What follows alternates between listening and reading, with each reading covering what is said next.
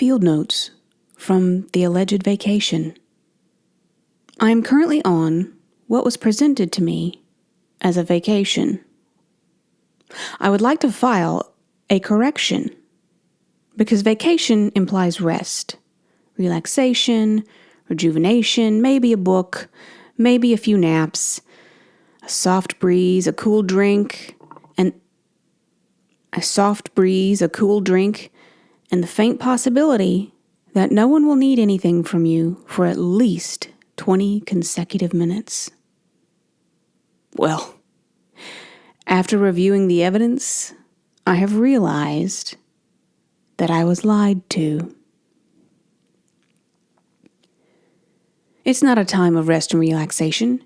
It's a domestic operation in a temporary field office with sand all over everything, in places where you prefer not to have sand. Welcome back to Domestically Feral. If this is your kind of chaos, follow along. We ride at dawn. Bring coffee. We are on an extended family beach trip. Shared housing, people and sand everywhere. Humidity from Hades. It's not just present, it attaches itself to your skin and tries to give you heat stroke before 10 a.m. The water is beautiful. The breeze is refreshing. The waves are gorgeous. There are moments when the ocean rolls over your feet and the clams tickle the soles from the sand underneath you, and you think, okay, fine. This is lovely. Unfortunately, it may be the only refreshing thing about this trip. Field note number 1. Vacation removes the systems. At home, my house may be feral, but it has infrastructure. Questionable infrastructure, but infrastructure all the same. At home, I know where the food is. I know where the coffee is. I know which animal is making which crime noise from the other room. I know when Edgar is loading his next offense. And at home, when I hit my limit, I have an exit strategy. A bedroom, a locked bathroom, a socially acceptable way to vanish without anyone assuming I've been kidnapped. I can turn off my light at 8 o'clock and become legally unavailable. Off limits. Mama has clocked out. Here, there are no exits. There is no schedule. There is no schedule either. Schedule is folklore, something people mention wistfully while standing in a kitchen full of open cabinets and damp swimsuits asking what we're doing next. What are we doing next? Surviving is what we are doing next.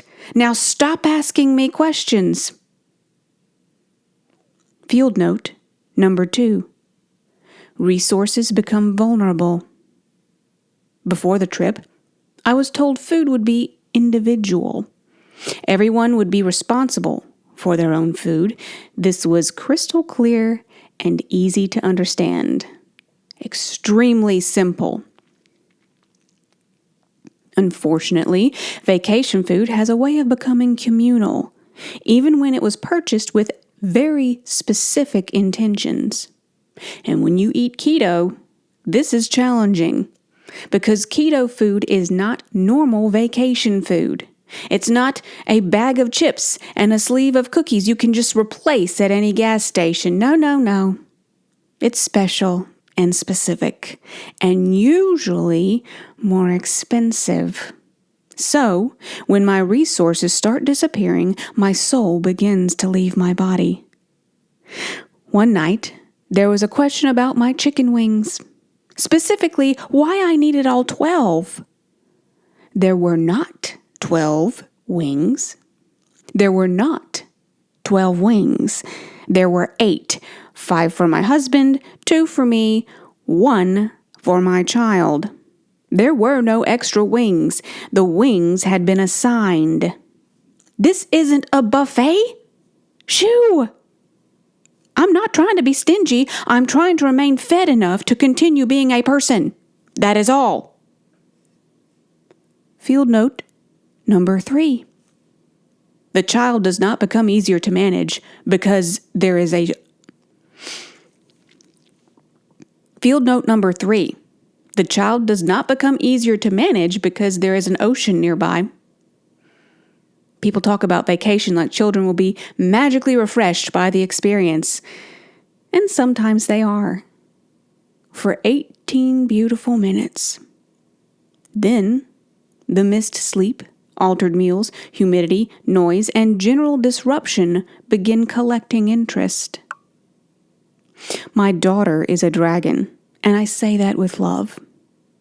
She is fierce, bright, beautiful, strong-willed, and capable of taking on the ocean with more grace than I have ever possessed in my entire life. But an overtired dragon is still a dragon. And when she misses her bed, misses her rhythm, and starts carrying feelings bigger than her body can process, those feelings come out with claws. Which means I have to manage her bigger, exhausted emotions while also swallowing my own.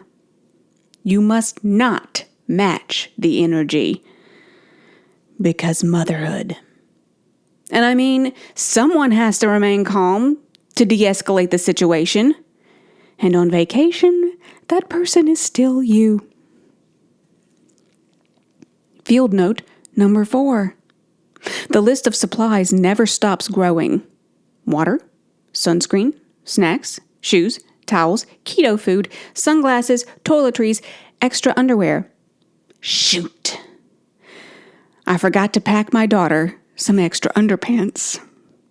How? I do not know. I packed like a woman preparing for a zombie apocalypse. Shoot! I forgot to pack my daughter some extra underpants. How? I don't know. I packed like a woman preparing for a zombie apocalypse, but somehow extra underwear for my child did not make the list. Nothing humbles you faster than your daughter asking where her panties are. Nothing humbles you faster than your daughter asking where her panties are.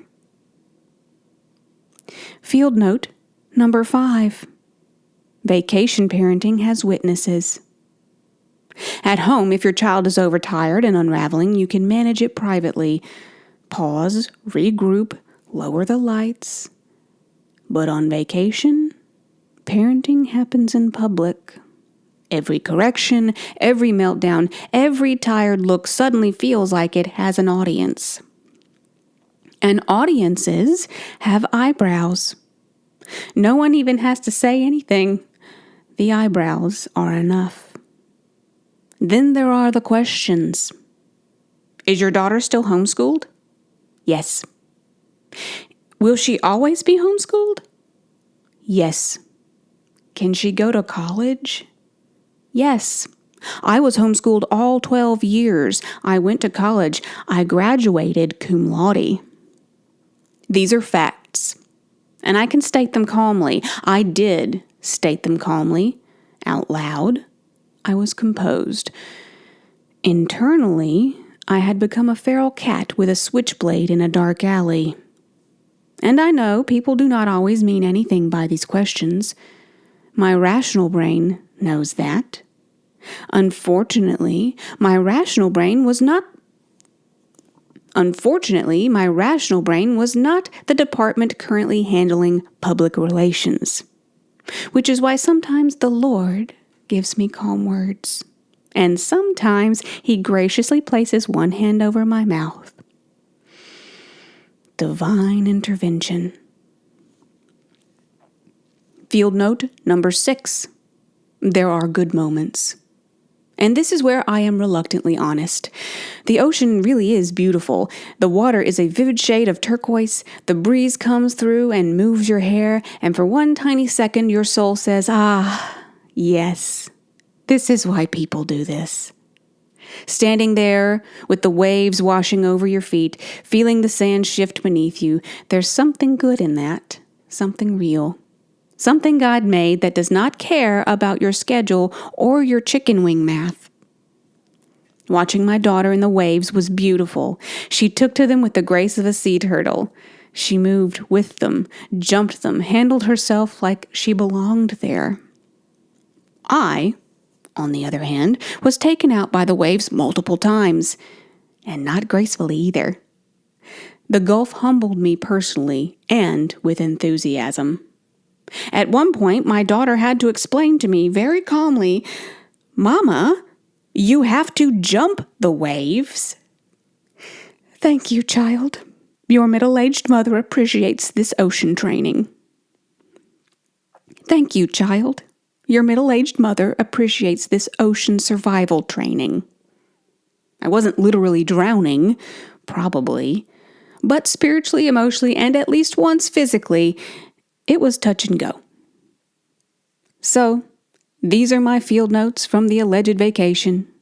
Vacation is not always rest. Sometimes it is your regular job relocated to a humid group setting with fewer supplies and no clock-out procedure. But there is turquoise water.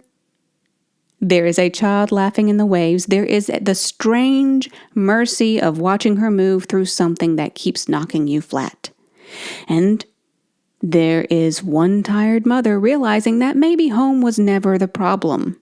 Maybe home was just a place where life is more predictable and therefore easier to manage. I miss my circus. I miss my monkeys. Especially Edgar, which is ridiculous since he is the architect of my household collapse.